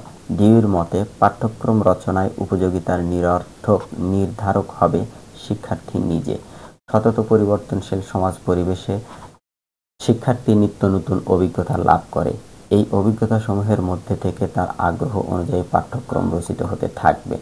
তবে কেবল আগ্রহ জাগার জন্য অপেক্ষা না করে আগ্রহ জাগানোর ব্যাপারেও গুরুত্ব দেওয়া হয়েছে। কারণ মানবজাতির জ্ঞানমূলক বৌদ্ধিক সঞ্চয়ন যদিও শিক্ষার্থীর তাৎক্ষণিক পরিবেশের বিষয় নয়, তবু বর্তমান অভিজ্ঞতার ভিত্তি হিসেবে সেগুলোর উপযোগিতা থাকায় সেগুলোর প্রতি শিক্ষার্থীকে আগ্রহী করে তোলা দরকার। তাই 20 শতাব্দীর পাঠ্যক্রমে খাদ্য, বস্ত্র, বাসস্থানের সঙ্গে সম্পর্কিত বিষয়সমূহের সাথে সাথে সাহিত্য, বিজ্ঞান, গণিত, ইতিহাস, ভূগোল, সঙ্গীত, কাব্য, চারুকলা ইত্যাদি অন্তর্ভুক্ত হয়েছে। তবে এই শতাব্দীর পাঠ্যক্রমের বৈশিষ্ট্য এই সমস্ত বিষয়গুলি কেবল তত্ত্বীয়ভাবে নয়, বরং সক্রিয়তা ও সমাজ সম্পৃক্ততার মাধ্যমে শিক্ষাদান করা। পাঠদান পদ্ধতি। বর্তমান শতাব্দীকে জন ডিউ এর আরেকটি উল্লেখযোগ্য উপহার হল সমস্যা পদ্ধতি। ডিউর মতে প্রকৃত শিখন ঘটে কোনো কাজ করতে গিয়ে সমস্যার সম্মুখীন হয়ে তার সমাধান খুঁজে পাবার মাধ্যমে। তার মতে শিক্ষাদানের কার্যকর পদ্ধতি হচ্ছে শিক্ষক শিক্ষার্থীদের কাছে প্রশ্নের আকারে কোনো একটা সমস্যাকে সমাধানের জন্য উপস্থাপন করবেন। সঠিকভাবে উপস্থাপন করতে পারলে শিক্ষার্থীরা সমস্যা সমাধানে এগিয়ে আসবে এবং সমাধানের চেষ্টা করবে। এই পদ্ধতি যথার্থই বাস্তবতা ও সক্রিয়তা ভিত্তিক। পরবর্তীতে এই পদ্ধতির একটি উন্নততর সংস্করণ উদ্ভাবন করেন ডিউর শিষ্য উইলিয়াম হার্ড কিলপ্যাট্রিক। এই পদ্ধতিকে কাজের মাধ্যমে শিক্ষাদানের ও শিক্ষা লাভের সবচেয়ে ভালো পদ্ধতি বলা হয়ে থাকে। কিলপ্যাট্রিকের মতে সর্বান্তঃকরণে উদ্দেশ্যমূলকভাবে প্রকৃত সামাজিক পরিবেশে শিক্ষাদান ও গ্রহণে অগ্রসর হওয়ার প্রক্রিয়াকে প্রকল্প পদ্ধতি বলা হয়। এরপর এইচ.সি. মরিসন উদ্ভাবন করেন ইউনিট প্ল্যান পদ্ধতি। এটি সমস্যা পদ্ধতি ও প্রজেক্ট পদ্ধতির মিশ্রণে সৃষ্ট এবং শ্রেণীকক্ষে ব্যবহারের উপযোগী। মরিসনের মতে পূর্ব পরীক্ষা, পাঠদান, ফলাফল যাচাই, প্রণালী বাছাই, পাঠদান এবং আবার পরীক্ষা এভাবেই প্রকৃত শিখন ঘটানো সম্ভব। ব্যক্তি বৈষম্যের কারণে অনেক সময় শ্রেণীর শিক্ষণ অকার্যকর বলে বিবেচিত হয়। এই অসুবিধা দূর করার জন্য আবেক্ষণ পাঠচর্চার উদ্ভাবন করা হয়। এই পদ্ধতিতে শিক্ষার্থীরা নিজেদের গতি অনুযায়ী নিজেরাই কোনো বিষয় পাঠ করে এবং শিক্ষক ঘুরে ঘুরে তাদেরকে সাহায্য করেন। এই শতাব্দীর মাঝামাঝি সময়ে আর্মস্ট্রং বিজ্ঞান শিক্ষাদানের জন্য একটি পদ্ধতির প্রচলন করেন। তাকে বলা হয় আবিষ্কার পদ্ধতি। এই পদ্ধতিতে শিক্ষার্থীরা নিজে নিজে পরীক্ষণ ও পর্যবেক্ষণের মাধ্যমে সিদ্ধান্তে উপনীত হবে। শিক্ষক কেবল প্রয়োজনীয় নির্দেশনা দেবেন। এই শতকেরই দ্বিতীয়ার্ধে উদ্ভাবিত হয় স্বশিক্ষণের আরেকটি পদ্ধতি, যার নাম প্রোগ্রাম শিখন। এই পদ্ধতিতে শিক্ষণীয় বিষয়বস্তু শিক্ষার্থীর প্রয়োজন ও গ্রহণ ক্ষমতা অনুসারে বিভক্ত করে আনুক্রমিক সম্পর্কযুক্ত ছোট ছোট অংশে যন্ত্র অথবা বইয়ের মাধ্যমে পরিবেশন করা হয়। বিষয়াংশের শেষে প্রশ্ন থাকে। প্রশ্নের উত্তর ঠিক হলো কিনা তাও শিক্ষার্থীরা সঙ্গে সঙ্গে জানতে পারে এবং না হলে বিষয়বস্তুর পুনরাবৃত্তি করতে পারে। উত্তর সঠিক হলে সফলতার আনন্দ লাভ করে পরবর্তী ধাপে যাওয়ার আগ্রহ শিক্ষার্থী নিজে থেকেই অনুভব করে। বর্তমান শতাব্দীতে সঞ্চিত ব্যাপক সাংস্কৃতিক উত্তরাধিকার অধিক মানুষের মধ্যে দ্রুত ছড়িয়ে দেওয়ার জন্য নিত্য নতুন পদ্ধতি আবিষ্কৃত হয়েই চলেছে। পাঠোত্তর মূল্যায়ন ২-৫। বহু নির্বাচনী প্রশ্ন। ১. আজকের যে বিজ্ঞানসম্মত শিক্ষা ব্যবস্থা তা কিসের ফল? ১ গ. আদিমকালের আধুনিকীকরণ। ২. গোষ্ঠী জীবনের ঐতিহ্যকে টিকিয়ে রাখার জন্য প্রয়োজন কোনটি? ২ গ. গোষ্ঠী জীবনের উন্নয়ন। ৩. কোন সময়ের শিক্ষা ব্যবস্থায় কোনো শিক্ষাক্রম বা পাঠ্যসূচি ছিল না? ২ ক. প্রাচীনকালে। ৩ ক. প্রাচীনকালে। সংক্ষিপ্ত উত্তরমূলক প্রশ্ন। ১. প্রাচীনকালে পাঠদান পদ্ধতি কেমন ছিল? ২. আধুনিক কালের পাঠদান পদ্ধতি বলতে কি বোঝায়? ৩. সাম্প্রতিক কালে শিক্ষার লক্ষ্য কি? রচনামূলক প্রশ্ন। ১. শিক্ষা দর্শনের ঐতিহাসিক ক্রমবিকাশকে কয়টি ভাগে ভাগ করা যায়? সংক্ষেপে সেগুলো বর্ণনা করুন। ২. প্রাচীনকালের শিক্ষা ব্যবস্থার প্রকৃতি বিশ্লেষণ করুন। ৩. আধুনিক কালের শিক্ষা বিজ্ঞানীদের অভিমত বিশ্লেষণ করুন। এ সময়ের পাঠদান পদ্ধতি ও পাঠ্যক্রম কেমন ছিল? ৪. সাম্প্রতিক কালের শিক্ষার লক্ষ্য বর্ণনা করুন। Thanks for patient listening. জাযাকুমুল্লাহ।